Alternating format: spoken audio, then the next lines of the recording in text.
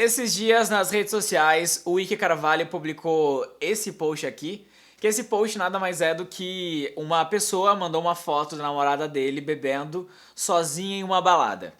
E aí o cara perguntava se ele se sentia confortável e ok de saber que a mina dele, que a namorada dele, estava na balada bebendo com as amigas sozinha, enquanto ele estava lançando o livro dele em uma outra cidade, em um outro estado, enfim. E aí ele escreveu o texto dizendo que ele teria que escrever o óbvio, mas que pelo jeito, justamente por ele ter recebido essa mensagem, ele percebeu que não é tão óbvio que o amor é livre. E aí no texto, basicamente, ele fala que ainda que a mina seja a namorada dele, ela é uma pessoa que ela tem vida e não é propriedade dele, e que ela pode vestir o que ela quiser, porque não é uma questão de pode ou não, mas uma questão dela. Então o fato deles estarem juntos, deles terem uma relação, seja ela mais contínua ou não, o outro não é propriedade. Ela não é propriedade dele. E aí o mais surpreendente foi os inúmeros comentários que a gente viu de vários caras dizendo que ele era um corno, que ele era um babaca, mandaram mensagem pra ele xingando ele. E o que me deixa mais preocupado é que muitos desses caras devem namorar minas, ou independente de minas, ou independente de caras, qual o gênero envolvido, e uma relação, o problema é esse tipo de pensamento.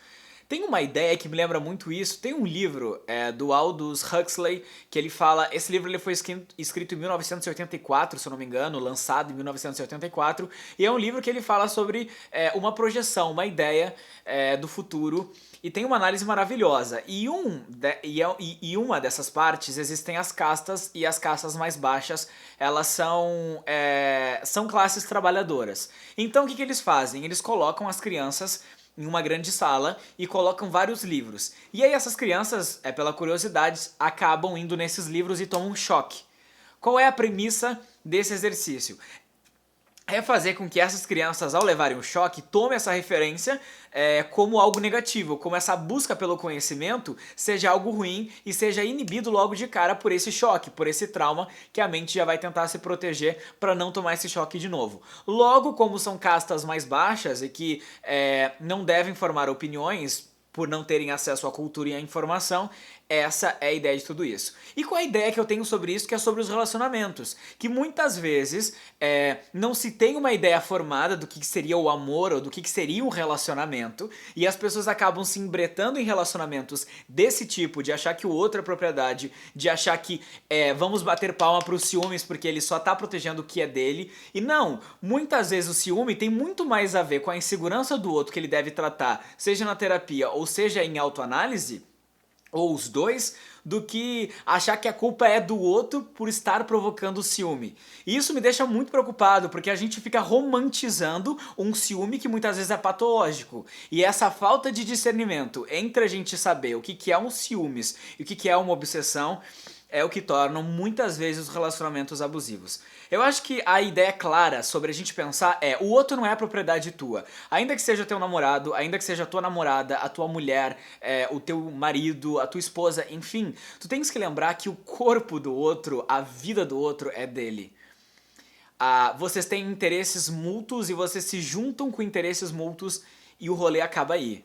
A partir do momento que a gente acha que a gente tem o direito de interferir na vida da pessoa, a gente já tá passando daquela linha do limite pré-estabelecido subjetivamente. E a ideia de tudo isso se um post que é algo tão óbvio da gente lembrar, ok, o amor é livre, ok, cada um tem seu corpo e cada um tem a sua vida, tem a sua propriedade, e não adianta você colar uma coleira na pessoa, um chip, e achar que ela nunca vai te trair, que ela nunca vai te deixar, porque isso são hipóteses. Eu acho que talvez a ideia de tudo isso é a gente aproveitar o tempo que a gente tem com aquela pessoa, seja uma semana, seja um mês, seja um ano ou seja uma vida inteira. Não nos interessa, porque a gente não sabe o futuro.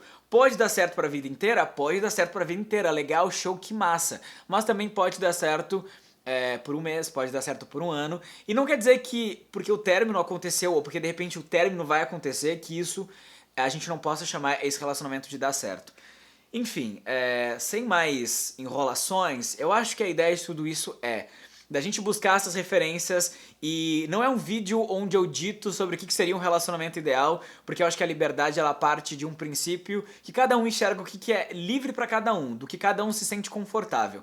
Mas eu acho que a gente tem que lembrar de parar de ficar romantizando ciúmes e ok, a sua obsessão, porque eu só estou protegendo o que é meu. Não, as pessoas são livres para elas fazerem e usarem o que elas quiserem. E é óbvio, eu não teria que estar gravando um vídeo pra falar sobre isso, mas depois daquele post e de inúmeros comentários de reafirmações em cima disso, me deixou muito preocupado. E eu acho que cabe a reflexão também da gente analisar sobre os relacionamentos que muitas vezes a gente se envolve pela questão de liberdade. Porque às vezes a gente tem toda essa ideia de achar que um relacionamento ou um casamento é sinônimo de prisão. Porque existe um exercício, assim pela cultura pop, da gente não estar preparado, dos filmes não nos prepararem para finais não felizes, e a gente sempre esperar finais felizes e idealizar isso nas nossas relações que a gente vive, é um pouco que foge um pouco da nossa cabeça. Então, eu acho que não vamos ficar romantizando esse ciúme patológico e achar que o outro propriedade, por que não? Independente de ser um casamento, de ser um namoro, de ser uma relação, o outro é o outro e cada um tem a sua vida. Então entenda que liberdade, ela também está estabelecida dentro do princípio de respeito, dentro do princípio de não afetar o emocional e o físico do outro, ok? Se tu gostou desse vídeo, tu já sabe, compartilha com as pessoas que tu mais gostas e claro, se me vir na rua, me abrace, ok? Até o próximo vídeo. Tchau!